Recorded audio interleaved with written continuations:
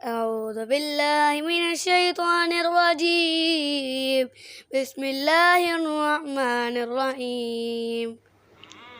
اللہ سے دعا کرو اور اللہ کے حضور ہی رویا کرو، کیونکہ تمہارے آنسوؤں کو، تمہارے دل کی طرف کو اللہ کے سوا کوئی نہیں سمجھ سکتا۔ تم وہ مانگتے ہو جو تمہیں اچھا نظر آتا ہے، اللہ وہ دیتا ہے جو تمہارے لیے اچھا ہوتا ہے۔ سب کچھ دعا میں ہی مانگ لیا کرو، کسی کے سامنے رونے سے کچھ نہیں ملتا۔ خاموش رہو، صرف خدا ہی ہے جو تمہارے دل کا بوجھ اتار دے گا۔ تم مانگو مجھ سے، تمہارا مانگنا اچھا لگتا ہے مجھے۔ تم کیوں پریشان ہوتے ہو؟ کیا میری قدرت پر یقین نہیں ہے تم کو؟ میں تو تمہاری شہ رگ سے بھی زیادہ قریب ہوں۔ جب تم اپنی ماں کی نیت پر شک نہیں کر سکتے تو اس پر کیسی بے یقینی جو تم سے 70 ماؤں سے بڑھ کر محبت کرتا ہے۔ مجھ سے مکمل یقین کے ساتھ مانگا کرو۔ عرش پر کن کہہ کر پوری دنیا کو تمہارے وسیلہ بنا کر تمہیں نہ نوازوں تو کہنا۔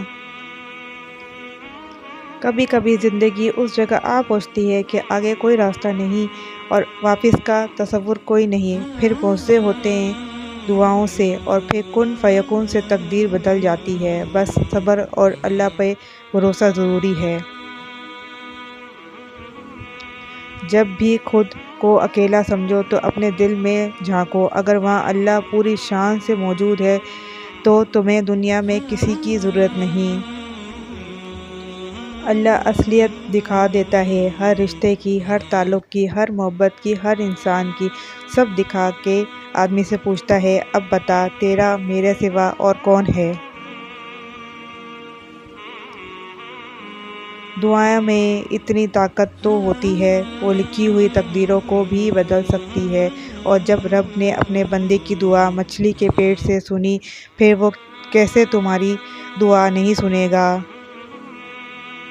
کیوں بھول جاتے ہو اس کے گھر میں دیر ہے اندھیر نہیں؟ دعاؤں کا رنگ نہیں ہوتا، مگر جب یہ رنگ لاتی ہے تو زندگی میں رنگ بھر جاتے ہیں۔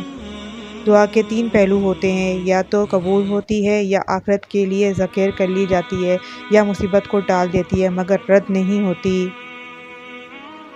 اے اللہ پاک، جو سر تیرے سامنے جھکتا ہے اسے دنیا کے سامنے جھکنے سے بچا۔ اے اللہ پاک، جو ہاتھ تیرے آگے پھیلتے ہیں انہیں بندوں کے آگے پھیلنے سے بچا۔ آمین ثم آمین۔ اگر آپ کو میری ویڈیو اچھی لگی ہے تو پلیز سبسکرائب کریں، لائک کریں، شیئر کریں، کمنٹس کریں اور بیل آئیکن کا بٹن دبائیں۔